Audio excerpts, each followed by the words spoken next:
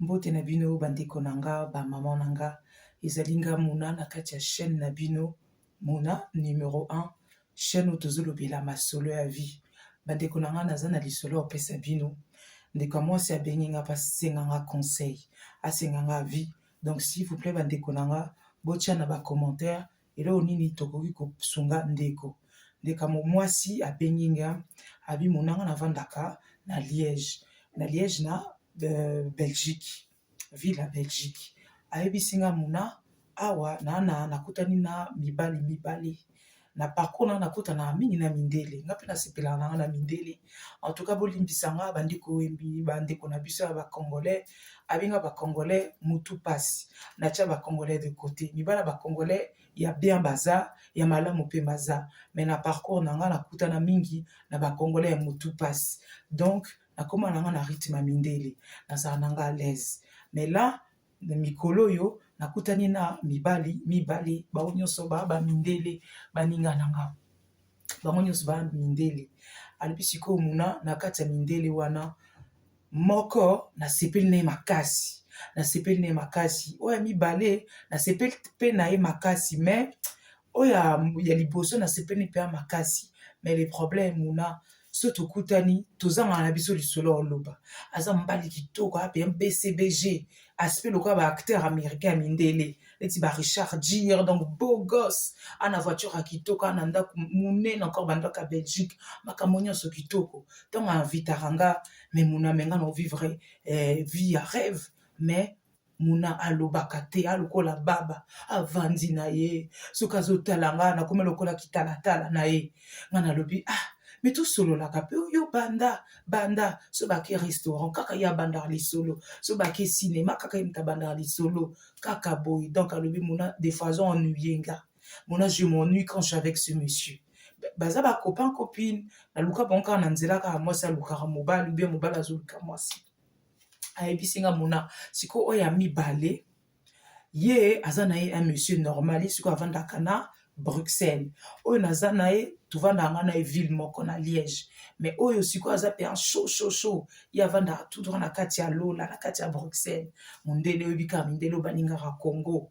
soki azobetela nga histoire ya Zaïre ayebisi nga kutu na video mona otindela yo donc otindela ye mwasi mpe alobi otindela ngai abi Muna na otindela yo video yango azalaki ntango azalaki jeune na baséjour na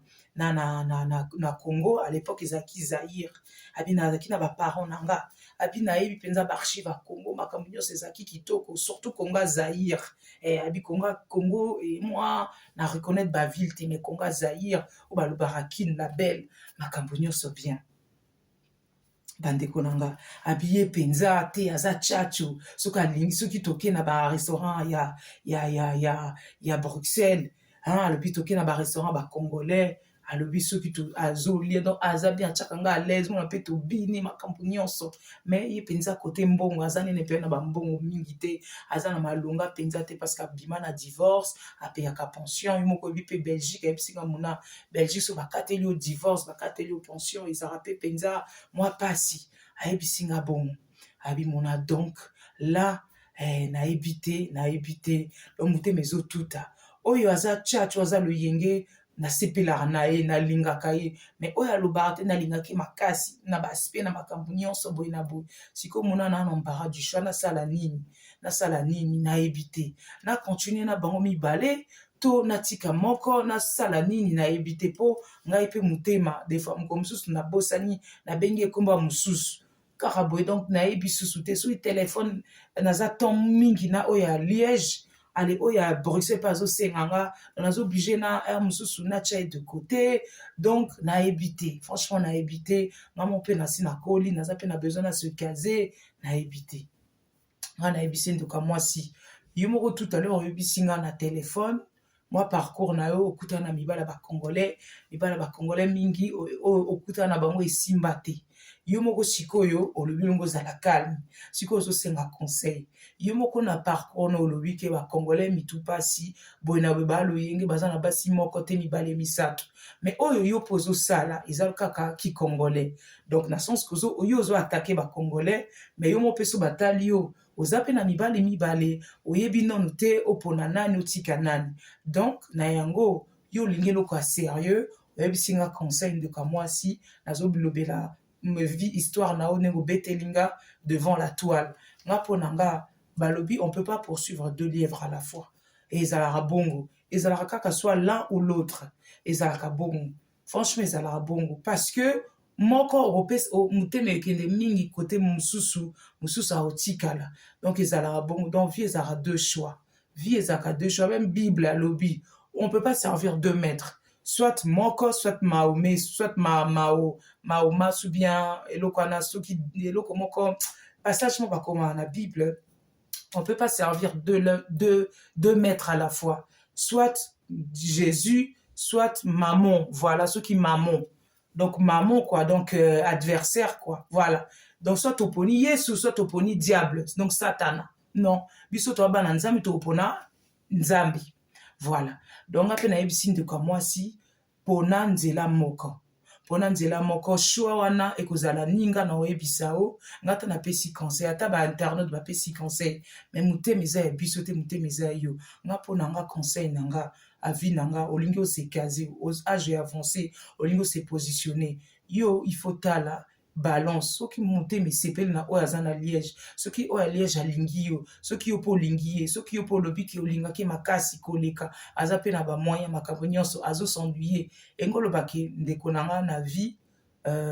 on n'est pas parfait wana ezali imperfection na ye omoni ke oyo ya Bruxelles aza na makoki te abimi mpe na divorce aza mpe na situation bien te mazali na baatu oyo ozolinga mais côté mbongo côté finance côté temps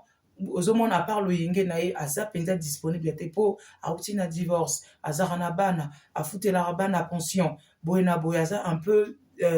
entre deux quoi aketala bana na ye akabola mpe mwa journée na yo mais oyo ya liège aza na ye disponible alingi yo seulement ki ye alobaka te aza ne baba oyo ya Bruxelles aza tiako yo moko kopona franchement nga mpona nga soki naza yo ngai na opona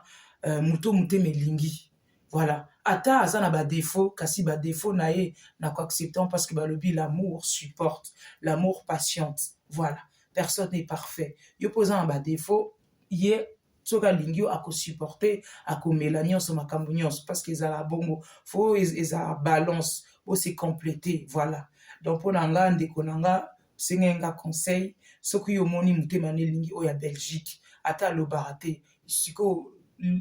relation ezalaka conversation faut kosolola chéri na nga namoni olobaka mingi te nga nalinga ere mosusu tosolola ere mosusu toloba ere mosusu toloba nga nakobandaka kaka te naza mwasi même des fois na nzela na miso ya bato ezala pas très bien kaka mwasi alobaka ere mosusu mpe mobali azoloba mpo mobali azocouvrir mwasi na ye ere mosusu na olingai mpo obanda oloba ozomona eza mpe conseil ozopesa ndeko au fur et à mesure mpe akosaméliorer parce que quand on aime on peut tout quand on aime on devient tout quand on aime on fait l'impossible voilà mpona nga ndeko ya mwasi soki olingi mpenza ochoix na yo eza na te mpo aza na basituation eza ke yo olobi motema no elingi plus ye voilà donc so motema elingi ye kende na ye oyo aza na Bruxelles motema elingi me mpenza te yo olingi kaka ambiance tchatcho boye na boye en tout cas ndeko na nga imtu fosala choix otiki oyo ya Bruxelles ocontinue relation na yo soki omemo na libala nzambe akumbama soki omemo na eloko yo olingi kaka nzambe akumbama mpona nga conseil na nga osengeli nga vie eza bongo bandeko na nga boyebisanga na bacommentaire lonini bomoni na lisolo ezali nga muna na kati ya chaîne na bino muna numéro 1 chaîne oyo tolobela masolo ya vie baninga na nga à bientôt.